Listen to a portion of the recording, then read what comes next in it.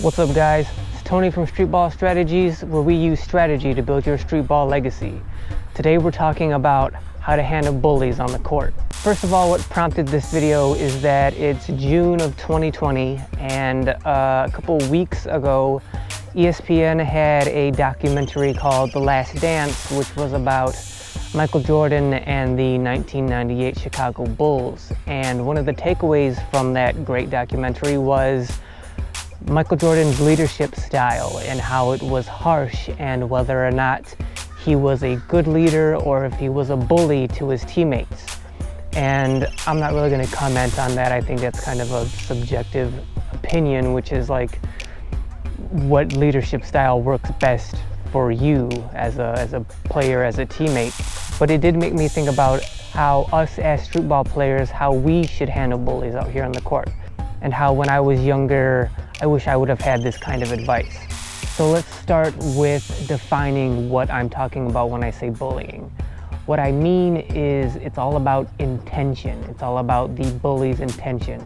When they say or do whatever it is they say or do to try to bully you, their intention is trying to make you feel bad about yourself, whether it's personally by them trying to attack what you look like or what you're wearing or things of that nature, or if they're trying to make you feel bad about your game and how you play. The point is that they're trying to have the intentions of making you feel bad about yourself. Can I play? Yeah, sure. Shut up, Jazz. We'll put you in charge. He picks his nose, and I want him to play with my ball. Why don't you go join the Chinese checkers or something? Also keep in mind that this is very much about perception. So it's about how you perceive what they're saying and doing. Are they really attacking you? Are they really trying to make you feel bad about yourself, or are you just being oversensitive? And just a side note, the bullies I'm talking about in this video have to do with bullies who you're dealing with when you're out here on the court. There are some bullies that are extreme enough to the point where they won't even let you on the court. They won't let you play with them. They turn you away, they intimidate you so that you can't actually get on the court and play with them. This is our end, that's the loser side, and you're sticking it up. Why don't you go play over there? Guys, let's play. Those are an animal all unto themselves, and that's not what I'm addressing in this video. What I'm talking about are the bullies that when you get on the court, their intentions are to make you feel bad about yourself. In my experience, there's a couple kinds of bullies. So there's more overt, obvious bullies who are obviously bullying you and trying to make you feel bad about yourself. And then there are more passive-aggressive bullies who are not obviously bullying you, but still have ill intentions towards you. So let's start with the more obvious, more overt bullies. There's a couple versions of those. One is the trash talker, and I'm not talking about the typical trash talker who, if a person is trash talking you, chances are they're not trying to put you down or trying to make you feel bad about yourself. Their only real intention is to sort of throw you off mentally so that your mind is no longer on your game and how you're playing. It's more about thinking about other things and distracting you so that you play worse than you would be if they weren't talking trash to you. Yo, man, lock me down, you can talk. Yep. Get a win, you can talk. Yep. Until then, don't run your mouth.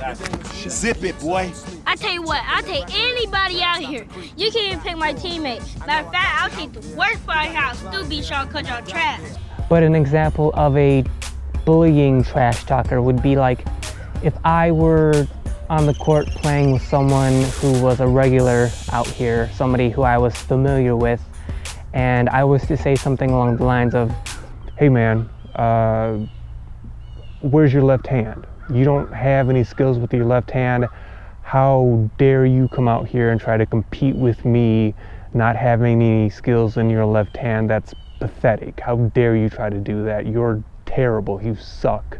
As you can tell, I'm not much of a trash talker myself, And that's kind of an extreme example where I'm obviously trying to make them feel bad about themselves, and I'm not attacking them personally. I'm only sticking to their game and I'm attacking their game, but I am trying to make them feel bad about themselves and their game.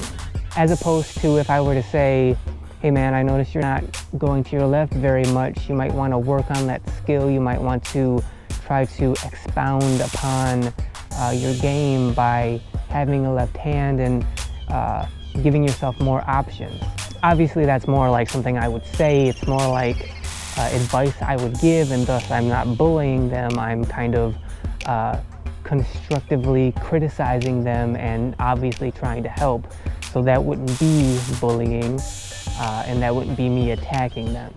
And those are pretty obvious examples, but like it would be on them to have a perception and an awareness of how I'm coming at them and whether or not they should feel attacked or if they should try to take what I'm saying and use that to improve their game.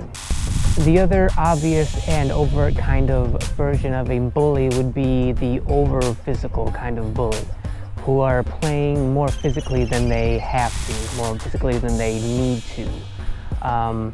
Again, just like with the example of the trash talker, there's nuance here. So, for example, if you're in the post and you're playing against someone who's bigger than you, and that person is being physical with you, pushing you, putting their weight against you, wrestling with you, throwing elbows at you,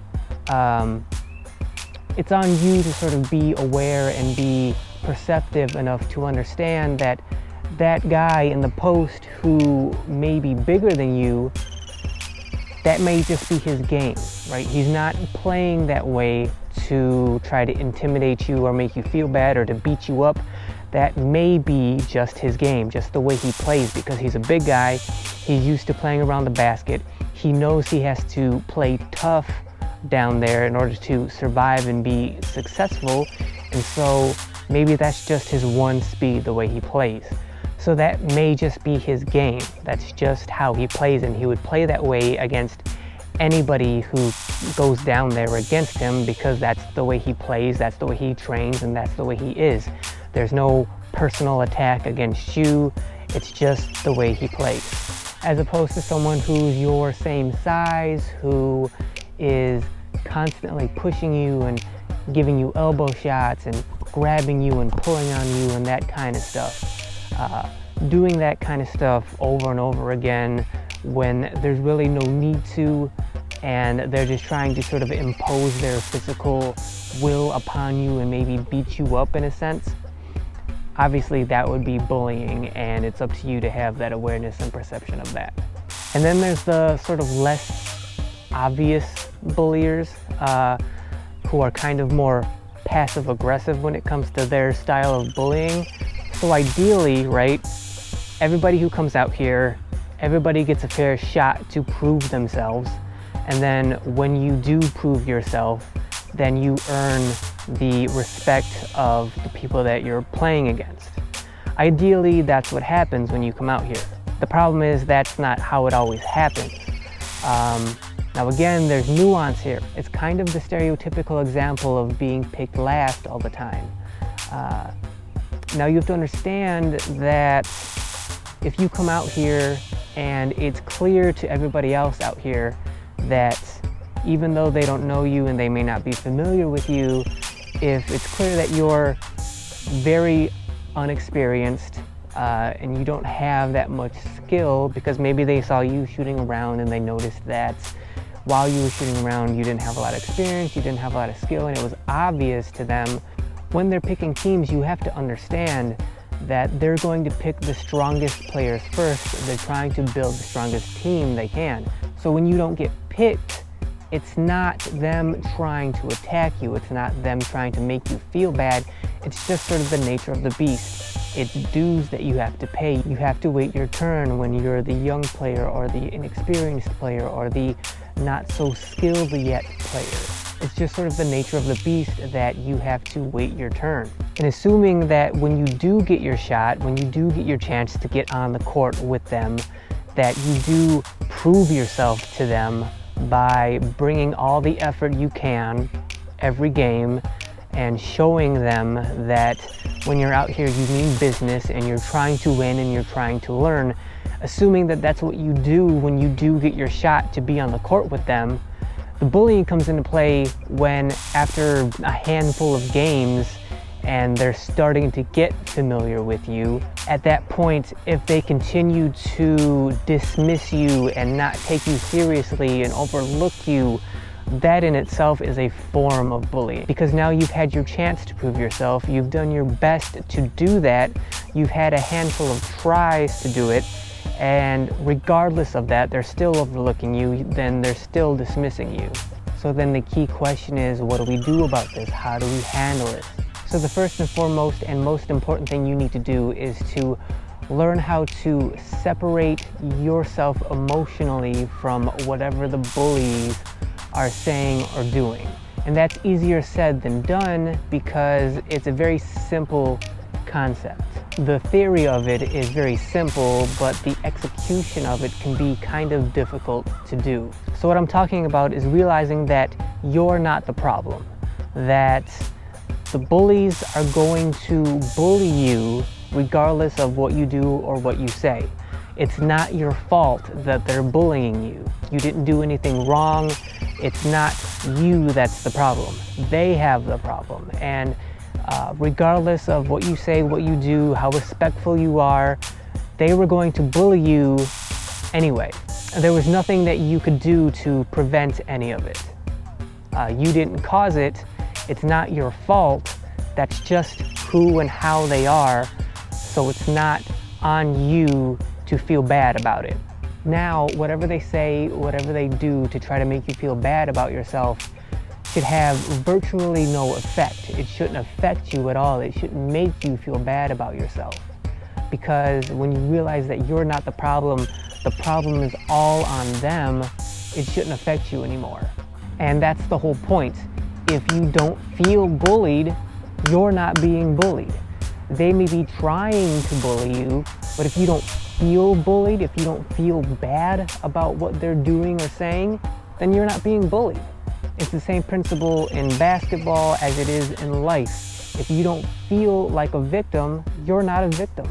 Life is always going to be hard. Bad things are always going to happen to you.